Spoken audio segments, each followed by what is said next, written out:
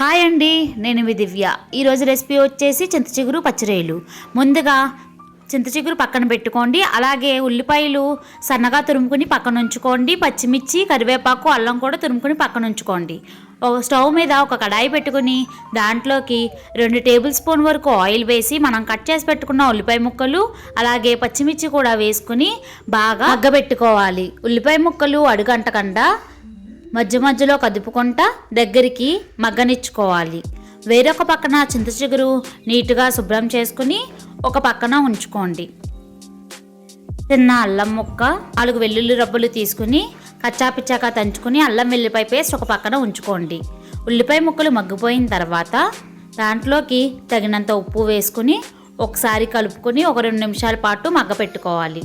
తర్వాత నీట్గా వాష్ చేసి పెట్టుకున్న రొయ్యలు అనేవి వేసేసుకుని ఒకసారి బాగా కలుపుకొని బాగా దగ్గరికి మగ్గనివ్వాలి. మగ్గిపోయిన తర్వాత దాంట్లోకి మనం పక్కన పెట్టుకున్న అల్లం వెల్లిపాయ పేస్ట్ వేసుకుని ఒకసారి కలుపుకోండి. అల్లం వెల్లిపాయ పేస్ట్ అనేది పచ్చివాసన పోయేలాగా రావాలండి. దాంట్లోకి చిటికెడు పసుపు అలాగే సరిపడా కారం వేసుకుని ఒకసారి కలుపుకోండి.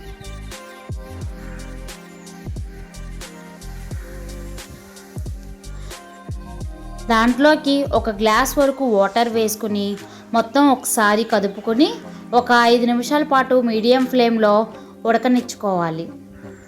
దాంట్లోకి ధనియాల పౌడర్ కూడా వేసుకుని ఒకసారి కదుపుకొని కర్రీ అనేది దగ్గరికి ఉడకనిచ్చుకోవాలి.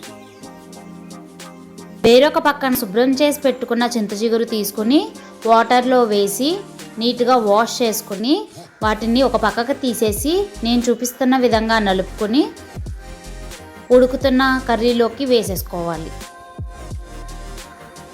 అలా ప్రెస్ చేస్తూ మొత్తం చింతచిగురు అంతా కర్రీలోకి వేసేసుకొని ఒకసారి బాగా కలుపుకోవాలి.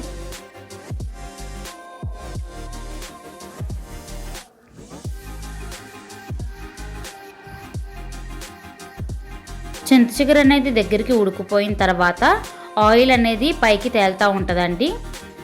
దాంట్లోకి కరివేపాకుతో కానీ కొత్తిమీరతో కానీ గార్నిష్ చేసుకుని సర్వ్ చేసుకోండి.